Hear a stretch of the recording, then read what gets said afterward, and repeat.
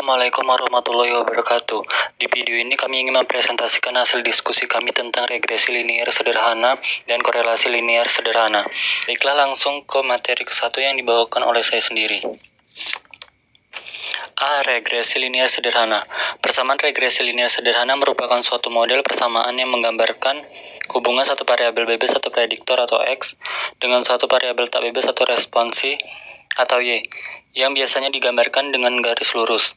Istilah regresi pertama kali diperkenalkan oleh Sir Francis Galton pada tahun 1886, di mana yang bersangkutan melakukan kajian yang menunjukkan bahwa tinggi badan anak-anak yang dilahirkan daripada orang tua yang tinggi cenderung bergerak ke arah ketinggian rata-rata populasi secara keseluruhan.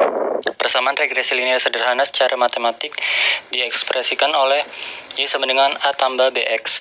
Keterangan Y adalah variabel responsi atau tak bebas, A atau konstansa atau intercept, B atau koefisien regresi atau slope, X atau variabel prediktor atau bebas.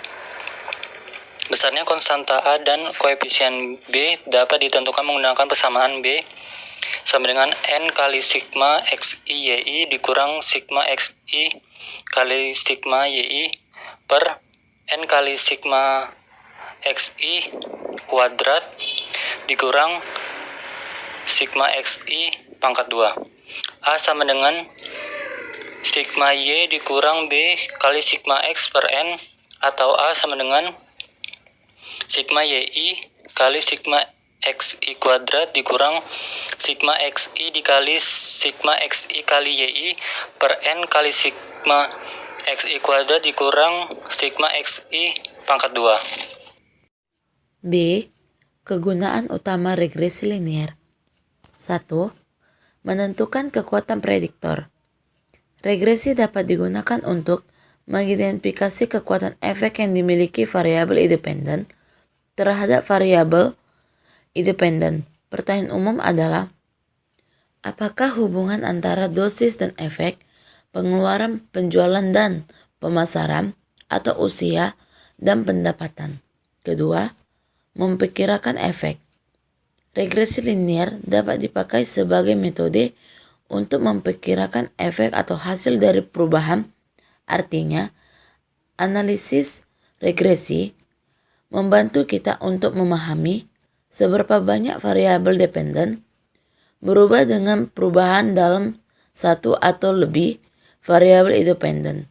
Ketiga, memperkirakan tren.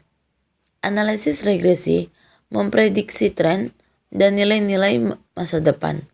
Analisis regresi dapat digunakan untuk mendapatkan estimasi titik.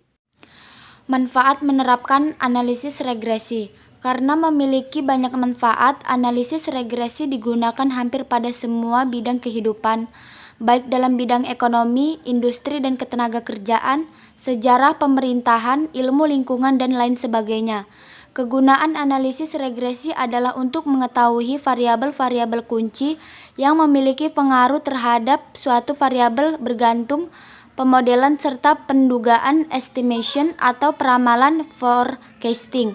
Selain itu, masih ada beberapa kegunaan lainnya, yakni yang pertama, membuat estimasi rata-rata dan nilai variabel tergantung dengan didasarkan pada nilai variabel bebas. Yang kedua, untuk menguji hipotesis karakteristik dependensi. Yang ketiga, meramalkan nilai rata-rata variabel bebas yang didasari nilai variabel bebas di luar jangkauan sampel. B. Korelasi linier sederhana. Analisis korelasi linier sederhana merupakan analisis statistika yang digunakan untuk mengukur kekuatan hubungan antara dua variabel. Hasil analisis ini akan berbentuk numerik, namun dapat dikategorikan ke dalam beberapa jenis, yaitu korelasi positif. Jika nilai X naik, maka Y juga akan naik. Korelasi negatif, jika nilai X naik, nilainya Y-nya akan turun. Tidak berkorelasi jika kedua variabel tidak menunjukkan adanya hubungan. Catatan yang harus diingat itu Jika variabel tersebut berkorelasi, maka nilainya adalah negatif 1 untuk korelasi negatif, 1 untuk korelasi positif, dan 0 jika tidak berkorelasi sama sekali. Koefisien korelasi untuk sampel dilambangkan dengan R, dan V untuk populasi. Koefisien korelasi linear sederhana menunjukkan dua hal, yaitu arah dan besarnya hubungan antara dua variabel. Arah hubungannya dinyatakan dengan tanda positif dan negatif di depan angka koefisien korelasi. Rumusnya yaitu R sama dengan N dikali sigma XI YI dikurang sigma XI dikali sigma YI per akar N dikali sigma XI pangkat 2 dikurang sigma XI pangkat 2 dikali sigma dikali N sigma YI pangkat 2 dikurang sigma YI pangkat 2. Keterangannya yaitu X itu variabel bebas dan Y itu variabel terikat, R-nya itu kolerasi, sedangkan N-nya itu jumlah data. Contoh soal regresi linier sederhana. Suatu data penelitian tentang berat badan 10 mahasiswa yang diprediksi dipengaruhi oleh konsumsi jumlah kalori per hari. Bagaimana menganalisis kasus ini? Seperti yang berada di tabel berikut ini, kita akan cari penyelesaiannya dengan cara mencari terlebih dahulu X kuadrat, Y kuadrat, dan Y dikali X. Baiklah, cara mencari X kuadrat yaitu 530 dikali 530, maka dapat 280.900. Mencari Y kuadrat yaitu 89 dikali 89, maka dapat 7.921. Dan cara mencari X dikali Y yaitu 530 dikali 89 dapatnya 47.170. Nah, kita akan terlebih dahulu mencari koefisien regresi B, ditentukan dengan menggunakan rumus yang telah diberikan, yaitu B sama dengan N sigma XI YI dikurang sigma XI dikali sigma YI per N dikali sigma X kuadrat dikurang dalam kurung sigma XI tutup kurung pangkat 2. B sama dengan 10 dikali 279.294 dikurang 4.141 dikali 643 per 10 dikali 1.802.235 dikurang dalam kurung 4.141 tutup kurung pangkat 2. B sama dengan 130.227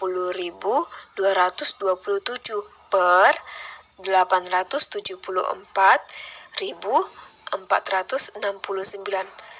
Hasilnya sama dengan 0,1489. Maka kita ambil 3 angka di belakang koma dan hasilnya yaitu 0,149. Kita akan mencari konstanta A ditentukan menggunakan rumus A sama dengan sigma YI dikali sigma XI kuadrat dikurang sigma XI dikali sigma XI YI per N dikali sigma XI kuadrat dikurang dalam kurung sigma XI tutup kurung pangkat 2. A sama dengan 643 dikali 1.800.000 802.235 dikurang 4.141 dikali 279.294 per 10 dikali 1.802.235 dikurang dalam kurung 4.141 tutup kurung pangkat 2 sama dengan 2.280.651 per 874.469. Hasilnya sama dengan 2,608.